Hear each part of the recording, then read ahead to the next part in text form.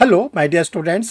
Dear student, आप लोग के लिए अब वैकेंसी आना शुरू हो गई है और कुछ के एग्जामिनेशन की डेट भी आप लोग के सामने आ गया है। जैसा आप जानते हैं कि 20 जुलाई 2025 को यूपी का हायर जुडिशल सर्विसेज का एग्जामिनेशन है। इसी के एक हफ्ते बाद 27 जुलाई 2025 को राजस्थान जुडिशरी का प्रीलिम्स का एग्ज़ाम है। इसके बाद आप लोग का छत्तीसगढ़ जुडिशरी का प्रीलिम्स का एग्जामिनेशन है। अब देखिए, ऑनरेबल सुप्रीम कोर्ट से डिसीजन भी हो चुका है। अब आप लोग को डायरेक्ट फटाफट तेजी से एग्जामिनेशंस की डेट मिलनी शुरू हो जाएगी, एडवर्टीजमेंट आना शुरू हो जाएगा और आप लोग के लिए एपीओ के वैकेंसी, जुडिशरी के वैकेंसी और हायर जुडिशल की वैकेंसी आनी शुरू हो जाएगी। तो डियर स्टूडेंट, आप लोग को मालूम होना चाहिए कि अब चाहे वो एपीओ का एग्ज़ाम हो, चाहे वो हायर जुडिशल का हो या सिविल जज का हो, तीनों एग्जामिनेशंस में सभी प्रकार के एग्जामिनेशन में तीनों नए क्रिमिनल्स लॉ जोड़ दिए गए हैं। न्यू क्रिमिनल्स लॉ पर जो जो नए टॉपिक है उसको कहा गया है आप लोग के सिलेबस में कि ओल्ड क्रिमिनल लॉ के साथ पूछा जाएगा। तो आज परीक्षा रिफ्रेशर ऑनलाइन लॉ क्लासेस पर मेरे द्वारा आप लोग के लिए न्यू क्रिमिनल्स लॉ की कंपैरेटिव स्टडी स्टार्ट की जा रही है। जो कंपैरेटिव स्टडी है वो आपको आईपीसी के साथ बीएनएस, सीआरपीसी के साथ बीएनडबलएस, इंडियन एविडेंस सेट के साथ भारतीय साक्ष्य अधिनियम की स्टार्ट होगी। तो आज चलिए हम लोग इस मोस्ट इम्पॉर्टेंट टॉपिक पर आते हैं जो आप लोग के आने वाले एग्जामिनेशंस में पूछे जाएंगे, क्योंकि ये टॉपिक बराबर आपके एग्जामिनेशन में पूछे गए हैं। तो बहुत ही सिलेक्टेड टॉपिक को आपके सामने रखा जा रहा है और ये सीरीज़ आप लोग को बराबर मिलती रहेगी। इसमें आप लोग को जो न्यू क्रिमिनल्स लॉ है वो कंप्लीट हो जाएगा। इससे ये फ़ायदा होगा कि जो बिहार स्टेट की जो एपीओ के एग्जामिनेशन ड्यू है, यूपी स्टेट का एपीओ का एग्जामिनेशन ड्यू है या उत्तराखंड झारखंड का ड्यू है, आप लोग की उसकी भी तैयारी बहुत अच्छी से हो जाएगी। तो चलिए dear student, I am Harsh Bihari Srivastava, law experts, परीक्षा refresher, online law classes from Allahabad. आज का जो आप लोग के साथ टॉपिक हम डिस्कस करने जा रहे हैं वो है क्राइम, जिसको हम लोग ऑफेंस कहते हैं, अपराध। What is crime? क्राइम क्या है? क्राइम को कैसे डिफाइन किया गया है? आईपीसी में कहाँ पर डिफाइन था? बीएनएस में कहाँ डिफाइन है? इसके पहले सीआरपीसी में कहाँ डिफाइन था? बीएनडबलएस भारतीय नागरिक सुरक्षा संहिता में कहाँ डिफाइन है? ये आपको बताया जाएगा।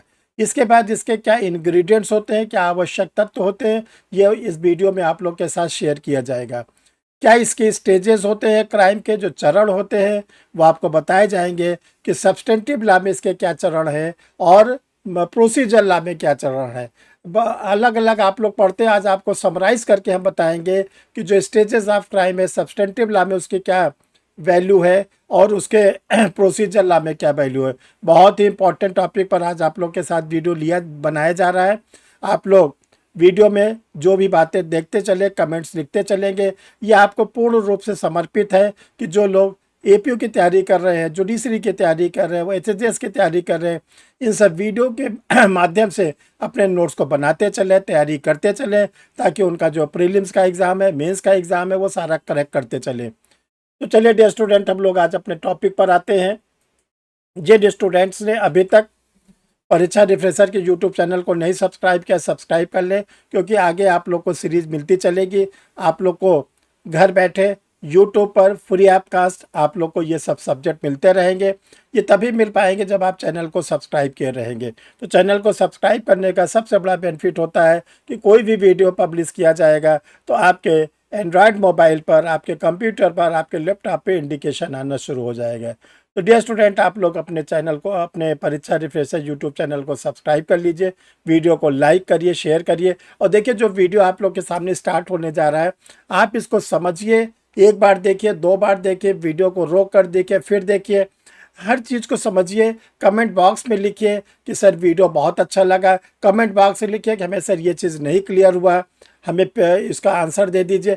जो भी आप जानना चाहते हैं वो कमेंट बॉक्स में लिखते चलिएगा।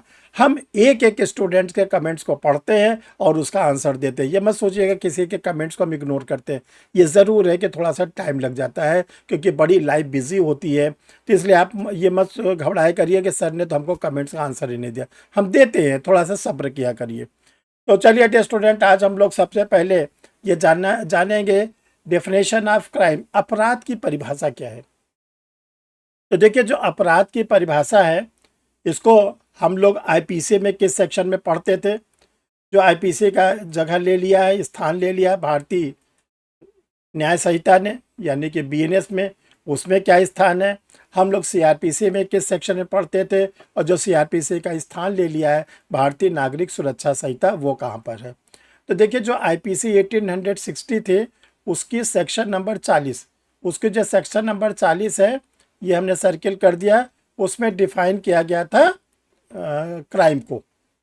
अब वही पोजीशन ले लिया है अंडर सेक्शन 2 क्लास 24, धारा 2 का खंड 24, किसका, भारतीय न्याय संहिता 2023, इसमें डिफाइन कर दिया गया है। तो इसीलिए हमने लिख दिया है under section 40 IPC is equal to under section 224 BNS. फिर जब हम लोग सीआरपीसी पढ़ते थे तो सीआरपीसी में किस सेक्शन में था, section 2N, section 2N CrPC 1973 में था।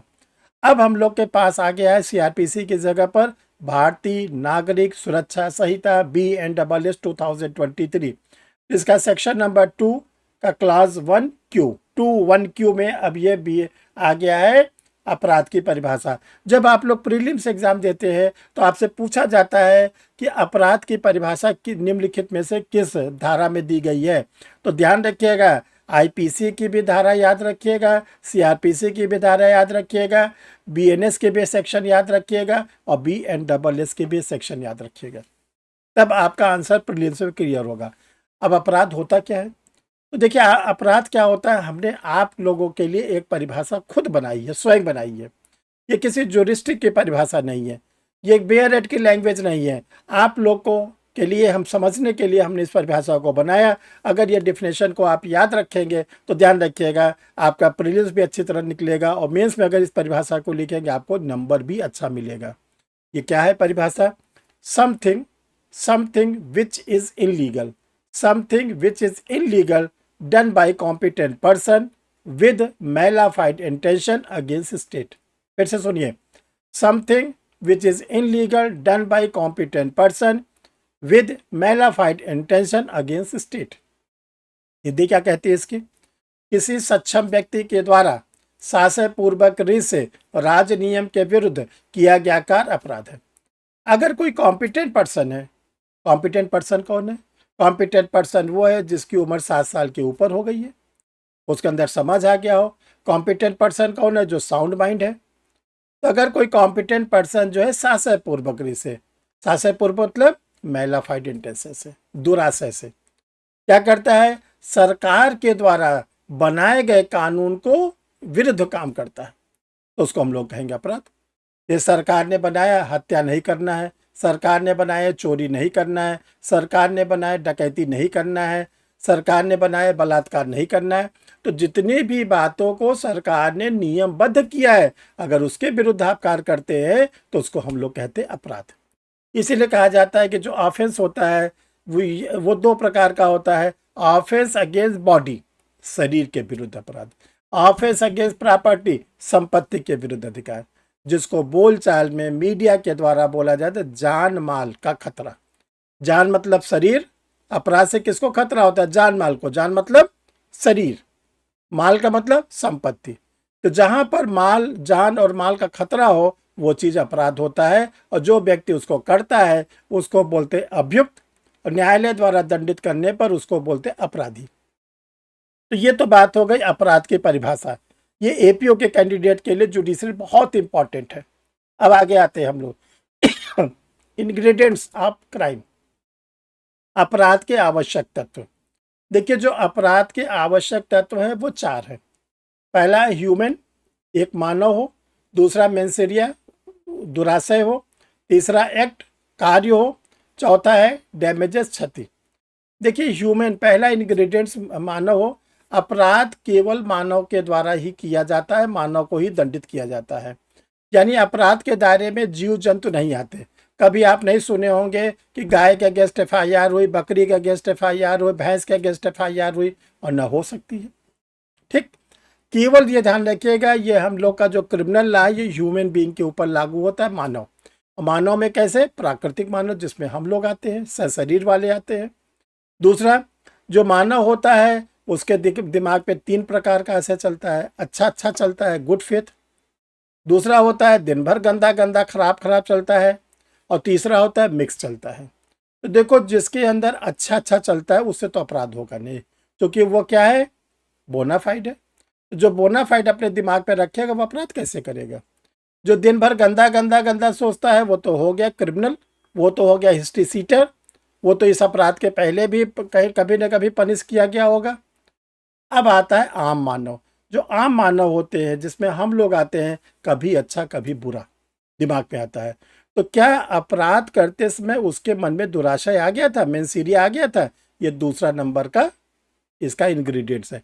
तीसरा क्या कहता है, हम मानव हैं, हम दिन भर कुछ न कुछ सोचते हैं, अच्छा भी सोचते हैं खराब सोचते हैं। क्या दिमाग में केवल खराब सोचने से अपराध हो जाएगा? नो, कार्य करिए। जब हम काम करते हैं, एक्ट करते हैं, तो हमारा जो मन मस्तिष्क में अपराध है वो बाहर निकल कर आता है। तो तीसरा एक्ट कहता है कि कार्य होना चाहिए।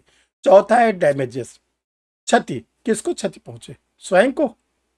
नो, संपूर्ण समाज को या किसी दूसरे व्यक्ति को। जो एक्ट करता है एक्यूज पर्सन, उससे किसी दूसरे मानव को या संपूर्ण समाज को क्षति पहुंचनी चाहिए।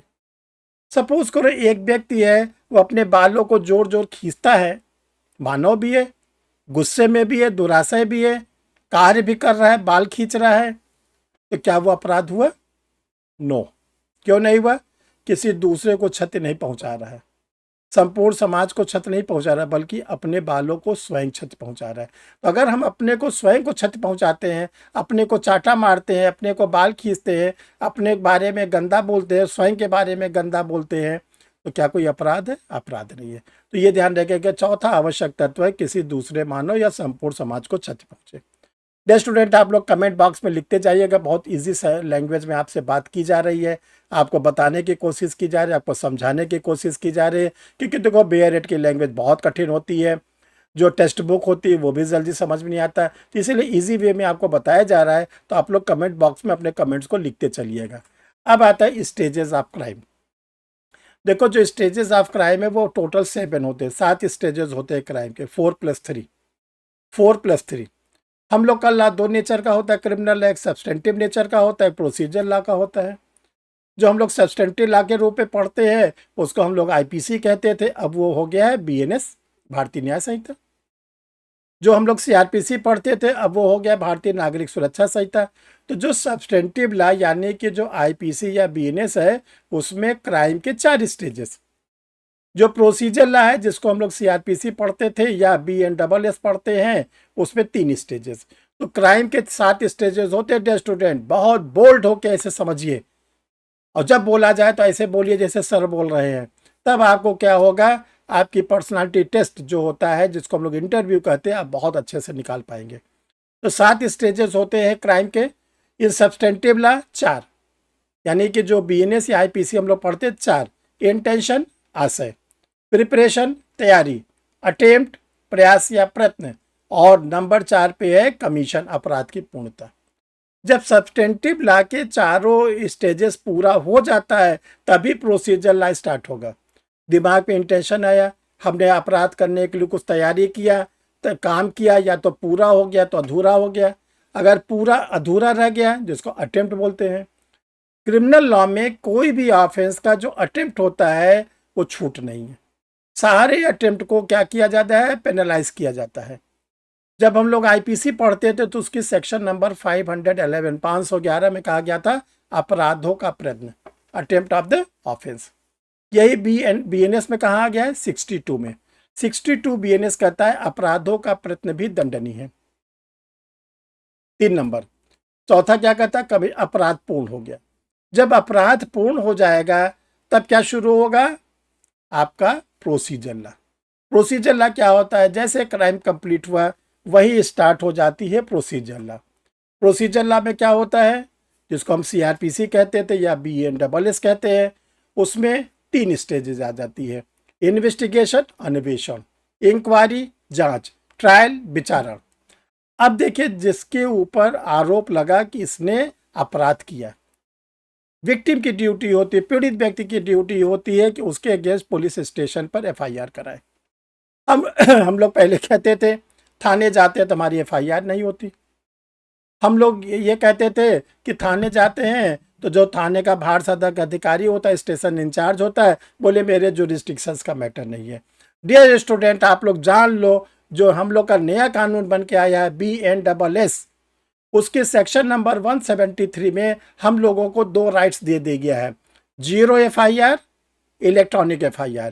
0 FIR ऐसे FIR को कहते हैं जो बिना जुरिस्डिक्शंस वाले थाने में जाकर भी आप अपराध की सूचना दे सकते हैं। इलेक्ट्रॉनिक FIR ये कहता है मत जाइए पुलिस स्टेशन, आप घर बैठे अपने एंड्रॉयड मोबाइल से मेल कर दीजिए, फ़ोन कर दीजिए, जो आपको अच्छा लगे आप कर दीजिए। सूचना देने के 3 दिन के अंदर आप पुलिस स्टेशन पे जाके FIR की कॉपी ले लीजिए सिग्नेचर करके। इतनी सुविधा हम लोग को भारतीय नागरिक सुरक्षा संहिता में दिया गया है। तो ये हो गया लॉजिंग ऑफ द FIR। जब FIR लॉज होता है तो यही से हम लोग का प्रोसीजर लॉ स्टार्ट होता है, इन्वेस्टिगेशन। थाने से जुड़ा हुआ किसी भी IO को IO बनाया जाता है। वो IO कौन होगा? इन्वेस्टिगेटिंग ऑफिसर, कोई सब इंस्पेक्टर। थाने से जुड़ा हुआ sub inspector, not below the rank of sub inspector IO नहीं बनेगा। Not below the rank of sub inspector का मतलब हेड कांस्टेबल और कांस्टेबल कभी भी इन्वेस्टिगेटिंग ऑफिसर नहीं बनेंगे। इन्वेस्टिगेशन करेगा, फर्स्ट स्टेज है। जब इन्वेस्टिगेशन हो जाएगा, अपनी रिपोर्ट तैयार करेगा, वो रिपोर्ट अपने तैयार करके भेज देगा मजिस्ट्रेट के पास। जब मजिस्ट्रेट के पास जाता है तो जो प्रोसीजर लॉ का सेकेंड स्टेजेस है, इंक्वायरी करता है मजिस्ट्रेट या कोर्ट इंक्वायरी करता है। इंक्वायरी में प्राइम फेसाई तय करेगा कि क्या एक्यूज पर्सन के अगेंस्ट प्राइम फेसाई बन रहा है, प्रथम दृष्टया अपराध बन रहा है कि नहीं बन रहा है। नहीं बन रहा है तो एक्यूज को डिस्चार्ज कर देगा, उन्मोचित कर देगा। बन रहा है, फ्रेमिंग ऑफ डिस्चार्ज करेगा। फिर तीसरा स्टेज होता है ट्रायल। आप जानते हो कि हम लोग के क्रिमिनल लॉ में 4 प्रकार के ट्रायल होते हैं। Session trial, warrant trial by magistrate, summon trial by magistrate, summary trial by magistrate.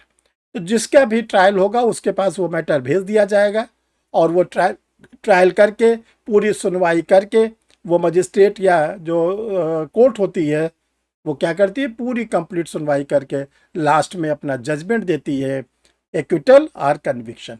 Acquittal और कन्विक्शन, कन्विक्शन और एक्विटल नहीं बोलोगे, एक्विटल और कन्विक्शन, दोष मुक्त या दोष सिद्ध। अगर वो एक्यूज बनाए गए पर्सन के अगेंस्ट प्रॉपर एविडेंस नहीं मिलता, सफिशिएंट एविडेंस नहीं मिलता, उसका अपराध प्रूफ नहीं होता है, तो उसको क्या करते हैं, दोष मुक्त कर देते हैं, बाइज्जत बरी कर देते हैं, एक्विटल कर देते हैं। अगर उसके अगेंस्ट सारी चीज प्रूफ हो गई कि उसने अपराध किया है तो उसको कन्विक्शन दे दिया जाता है, दोष मुक्त, दोष सिद्ध कर दिया जाता है, जेल भेज दिया जाता है। तो अब डियर स्टूडेंट ये ध्यान रखिएगा, ये आज आपके सामने हमने एक ऐसा बेसिक टॉपिक रखा है कि अगर आपको इसका फंडा क्लियर हो गया तो आगे के समय में आपको क्रिमिनल लॉ पढ़ने में बहुत आसानी होगी। अब क्वेश्चन ये होता है कि जो ट्रायल कोर्ट होता है वो पनिशमेंट कैसे देता है, कितना पनिशमेंट देता है, क्या क्या उसका जुरिस्डिक्शंस है। क्या ट्रायल कोर्ट किसी को डेथ सेंटेंस भी सुना सकता है? अगर सेशन ट्रायल है सुना सकता है, तो आगे क्या होता है, फाइन कब लगाया जाता है। और जो एक नया पनिशमेंट आया कम्युनिटी सर्विसेज, सामुदायिक सेवा, वो BNS के किन किन सेक्शन पर लागू होता है। तो आपको जो आप लोग को कल नेक्स्ट वीडियो मिलेगा वो वीडियो केवल और केवल रहेगा पनिशमेंट पे। हम पनिशमेंट को वहाँ से स्टार्ट करेंगे जब हम लोग का 1860 में पहली बार हम लोग की बनी थी ब्रिटिश इंडिया पेनल कोड, जिसको हम लोग बोलते थे मजमुआ ताजीराते हिंद। वहाँ से आपको लेके चलेंगे, फिर आपको IPC में लाएंगे, फिर IPC से लाने के बाद आपको कहाँ लाया जाएगा, BNS में लाया जाएगा। सारे पनिशमेंट को आपके साथ डिस्कस किया जाएगा और आपको ये भी बताया जाएगा कि जब मुगल सम्राट लोग थे तब कैसा पनिशमेंट दिया जाता था, जब ब्रिटिशर्स रहते थे तब कैसे पनिशमेंट दिया जाता था, कॉन्स्टिट्यूशन बनने के बाद पनिशमेंट में क्या चेंजेस किया गया, और 2023 के BNS में भारतीय न्याय संहिता के सेक्शन नंबर 4 में पनिशमेंट में क्या क्या चेंजेस किया गया। तो स्टूडेंट आप लोग कमेंट बॉक्स में लिखते चलिएगा, अपने बातों को, कमेंट्स को लिखिएगा, वीडियो को लाइक किया करिए, शेयर करिए करिए, अधिक से अधिक लोगों को ये बताया करिए कि सर का एक सीरीज चल रही है, आप इससे जुड़ सकते हैं। अब देखो डियर स्टूडेंट, आप लोग को अगर आप ऐसे रेगुलर क्लास का रूप चाहते हो कि हम एक पूरी सीक्वेंस के रूप में, सिस्टमेटिक रूप में 1-1.5 साल का कोर्स कर डालें, ताकि हमारा हायर जुडिशियल, हमारा APO या हमारी जुडिशरी रुकने ना पाए, हम क्रैक कर जाए, यानी कि हमको सफलता मिल जाए, तो इसके लिए आप लोग को बताना चाहते हैं कि परीक्षा रिफ्रेशर ऑनलाइन जो लॉ क्लासेज हैं जो सर का इंस्टीट्यूट चलता है ऑनलाइन मोड पर, वो पिछले 34 वर्षों से चल रहा है।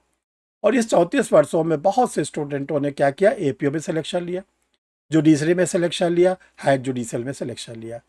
तो वो जो इंस्टीट्यूट है वो कंटिन्यूस चल रहा है। प्रेजेंट टाइम में वो ऑनलाइन मोड पे चलता है, ऑफलाइन मोड पे नहीं चलता। तो आपको अगर क्लास से जुड़ना है, आपको क्लास में एडमिशन लेना है, तो आपको बताना चाहते हैं कि जो परीक्षा रिफ्रेशर ऑनलाइन लॉ क्लासेस है, उस पर एक नया बैच आप लोग के लिए स्टार्ट हो रहा है। चाहे आप एपीओ के रूप में जुड़ना चाहते हैं, सिविल जज के रूप में क्लास लेना चाहते हैं, हायर जुडिशल के लिए, तो वो जो डेट है 20 जून 20 जून जो आ रहा है 2025, जो 20 जून 2025 आ रहा है, उस दिन से आप लोग के लिए बैचेस स्टार्ट होंगे।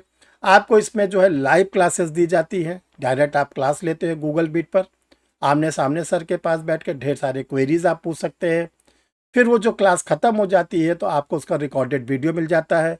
जैसे जैसे क्लास ख़त्म होती है, पेपर ख़त्म होता है, सब्जेक्ट कंप्लीट होता है, आप लोग के टेस्ट सीरीज होती है। तो ये सब बेनिफिट आप लोग को परीक्षा रिफ्रेशर ऑनलाइन लॉ क्लासेस पर मिलता है। कैसे आप एडमिशन लेंगे, सर से जुड़ेंगे, यह भी आगे वीडियो में आप लोग को बताया जाएगा। वीडियो से जुड़े रहे। जिन स्टूडेंट्स ने अभी तक एआईबी क्रैक नहीं किया, ध्यान रखो, एआईबी निकालना अब बहुत ज़रूरी है। आपके पास अगर लॉ ग्रेजुएट हो गए हैं तो तुरंत अपने स्टेट के बार काउंसिल में रजिस्ट्रेशन कराइए। उस रजिस्ट्रेशन के डेट से आपका एक्सपीरियंस काउंट होना शुरू हो जाएगा, लेकिन वो रजिस्ट्रेशन केवल 2 साल तक वैलिड रहेगा। 2 साल के पहले पहले आपको ऑल इंडिया बार का एग्ज़ाम निकालना है। अब AIB 20 होने वाला है। जब आप इसको निकाल लोगे तो आपका एक्सपीरियंस कंटिन्यूअस में बना रहेगा। 2 साल का जो बार है वो ख़त्म हो जाएगा। तो AIB 20 का जो अब एग्ज़ाम होना है, इसके लिए आप लोग के लिए स्टडी मटेरियल रेडी है, आप गाइड के रूप में मंगा के पढ़ सकते हैं। इसका क्रैश कोर्स भी चल रहा है, आप इससे भी जुड़ सकते हैं। डियर स्टूडेंट, परीक्षा रिफ्रेशर जो ऑनलाइन लॉ क्लासेस है, इसका अपना पब्लिकेशन निकलता है। जैसे अभी जनरल स्टडीज़ का मेगा नोट्स आया हिंदी मीडियम के स्टूडेंटों के लिए, ये 6 वालों में मेगा नोट्स हैं।